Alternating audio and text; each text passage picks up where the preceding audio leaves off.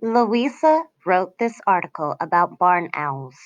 Read her article and think about the changes she should make. Barn owls.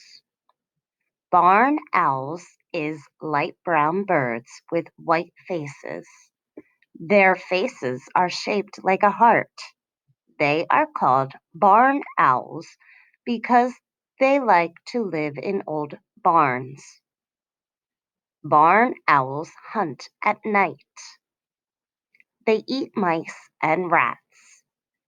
Soft feathers on their wings help them fly without making noise.